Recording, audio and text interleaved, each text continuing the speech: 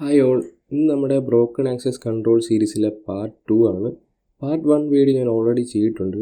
അതിനകത്ത് എന്താണ് broken access control, അതുപോലെ എന്തൊക്കെ റീസൺ കൊണ്ട് വരാം, എല്ലാം ഞാൻ അതിനകത്ത് പറയുന്നുണ്ട്. സോ പാർട്ട് 1 കണ്ടിട്ടില്ലെങ്കിൽ ജസ്റ്റ് ഒന്ന് പോയി കാണാം, ഞാനവിടെ കൊടുത്തേക്കാം. സോ ഇത് നമ്മുടെ ഫസ്റ്റ് ലാബാണ്. ലാബ് അൺപ്രൊട്ടക്റ്റഡ് അഡ്മിൻ ഫങ്ഷനാലിറ്റി എന്നാണ് ലാബിൻ്റെ പേര്. This lab has an unprotected admin panel. Solve the lab by deleting the user Carlos. ഇതിനകത്ത് അൺപ്രൊട്ടക്റ്റഡ് ആയിട്ടുള്ള ഒരു അഡ്മിൻ പാനലുണ്ട്.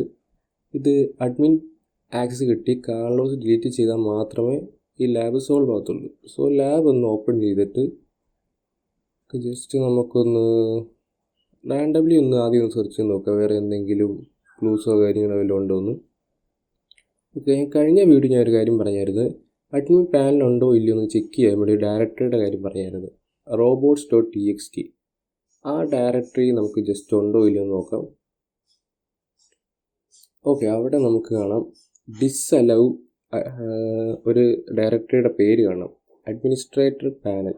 പക്ഷേ ഡിസ്അലൗ ആണ് കൊടുത്തേക്കുന്നത്.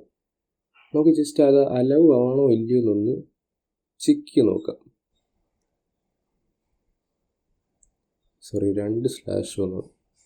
ഓക്കെ അത് നമുക്ക് ആക്സസ് കിട്ടിയിട്ടുണ്ട്. നിങ്ങൾക്ക് ലാബ് സോൾവ് ചെയ്യാൻ വേണ്ടി കാർലോസ് അക്കൗണ്ട് ഡിലീറ്റ് ചെയ്യണം.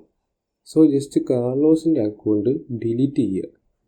ഓക്കെ, ലാബ് ഇത്രേ ഉള്ളൂ. ജസ്റ്റ് അഡ്മിൻ ആക്സസ് കിട്ടി, നമുക്ക് കാർലോസിൻ്റെ അക്കൗണ്ട് ഡിലീറ്റ് ചെയ്യാനും പറ്റി.